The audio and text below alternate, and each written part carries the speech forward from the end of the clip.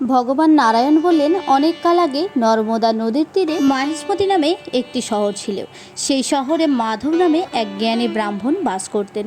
তিনি অত্যন্ত নিষ্ঠা ব্রাহ্মণ ছিলেন। বেদ তার কণ্ঠস্থ ছিল। তিনি কখনোই কোনো রকম পাপ কাজ করতেন না। তার চরিত্র, জ্ঞান এবং পাণ্ডিত্যের জন্য নগরের ধনী ব্যক্তিরা তাকে প্রায়ই প্রচুর অর্থ দান করতেন। এই রকম চলতে চলতে মাধবের প্রচুর অর্থ জমে গেল। সে ভাবলো, এত টাকা দিয়ে সে কী করবে?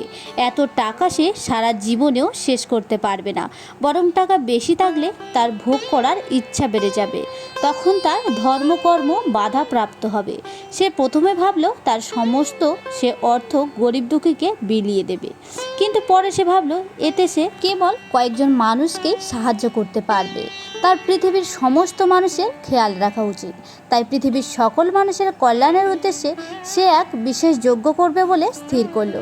সে একটি বিশেষ তিথি দেখে যজ্ঞের আয়োজন করতে শুরু করলো এবং যজ্ঞ বলি দেওয়ার জন্য সে একটি 9 মাসের কালো ছাগলের শিশু কিনে নিয়ে আসলো। নির্দিষ্ট দিনে যজ্ঞ শুরু হলো। যজ্ঞের সমস্ত আচার ক্রিয়া ও মন্ত্রচারণে সে ছাগলের বাচ্চাটিকে ভালো করে পুজো করে তাকে বলির জন্য কাঠে এনে রাখলো। তারপর পবিত্র খড়গ পূজা করে সে বলি প্রদান করতে উদ্যত হলো। এমন সময় হাড়িকাঠে থাকা ছাগলের শিশুটি হা হা করে তীব্র কণ্ঠে হেসে উঠল। মাধব এতে ভীষণ অবাক হয়ে গেল। মৃত্যুর মুখে দাঁড়িয়ে ছাগলের এই হাসির অর্থ সে কিছুতেই বুঝতে পারল না। সে কৌতূহলী হয়ে খড়গ নামিয়ে ছাগলকে তার হাসির কারণ জিজ্ঞাসা করলো। ছাগল তখন হেসে বলল, ও হে ব্রাহ্মণ, তোমাকে দেখে তো জ্ঞানী বলেই মনে হচ্ছে, তবুও তুমি যজ্ঞে বলি দিয়ে জন্ম মৃত্যুর চক্রে কেন জড়াতে চাইছো? তোমার মতো আমিও যজ্ঞে প্রচুর বলি দিয়েছি, কিন্তু আমার অবস্থা দেখো, এখন আমাকেই বলি হতে হচ্ছে। ছাগলের মুখে এই কথা শুনে মাধব অবাক হয়ে গেল। সে বিস্ময়ের সাথে খড়গ নামিয়ে জিজ্ঞাসা করলো, হে ছাগল শিশু, তুমি কি বলতে চাইছো? তোমার কথা শুনে তোমাকে জ্ঞানী মনে হচ্ছে। তুমি তোমার সম্পূর্ণ কাহিনী আমাকে বিস্তারিত বলো। ছাগল বলল, ওহে ব্রাহ্মণ, শোনো, আমিও তোমার মতো এক শ্রদ্ধাচারী ব্রাহ্মণ ছিলাম। বেদের কঠোর অনুশাসন মেনে আমি জীবনযাপন করতাম। আমার আরাধ্য দেবী ছিলেন দেবী চণ্ডিকা। প্রতি বছর দুর্গোৎসবের সময় আমি তাকে নিজের হাতে পুজো করে তাকে ছাগল বলে উৎসর্গ করতাম।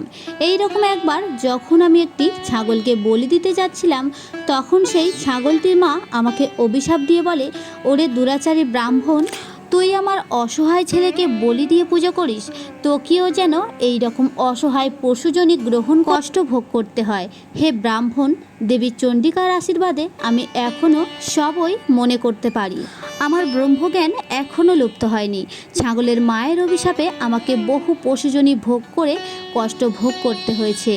একবার আমি বানর রূপে জন্ম নিয়েছিলাম। তখন অল্প বয়সে এক ফেরিওয়ালা আমাকে সংগ্রহ করে। সে আমাকে নিয়ে একবার খেলা দেখানোর সময় আমি আমার বংশধরদের দেখতে পেলাম। তাদের সামনে নাচ দেখানোর সময় খুবই লজ্জা লাগলো। আমি চুপ করে রইলাম। তখন ফেরিওয়ালা আমাকে চুপ করে থাকতে দেখে আমাকে লাঠি দিয়ে প্রহার করলো। আমার পায়ে এত জোরে আঘাত লেগেছিল যে সেখান দিয়ে রক্তপাত হতে লাগলো, আর সেই আঘাতে আমার মৃত্যু হলো।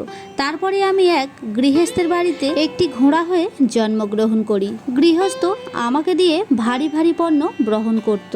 সারা জীবন আমার ভীষণ কষ্ট হতে লাগলো। এক সময় আমি বৃদ্ধ হলাম, আমার দাঁত পড়ে গেল, দেহ জরাগ্রস্ত হলো। তখন সেই গৃহস্থ আমাকে এক তীর্থযাত্রীর কাছে বিক্রি করে দিল। যাত্রীটি তখন দ্বারকাধাম দর্শনে যাচ্ছিল। সে আমার পিঠে চেপে তীর্থ দর্শনে বের হলো। ওই ব্যক্তির দেহভার আমি বেশি দিন বহন করতে পারলাম না। পথমধ্যে প্রবল পরিশ্রমের কারণে আমার মৃত্যু হলো। এরপর একটি কুকুরজনিতে আমার জন্ম হয়। কোনো গৃহস্থের বাড়িতে উচ্ছিষ্ট থাকলে যদি তারা দয়া করে সেটি বাইরে কোথাও ফেলে দিত, তবেই সেটি আমার ভোজন করা সম্ভব হতো। একবার আমি বহুদিন অভুক্ত ছিলাম।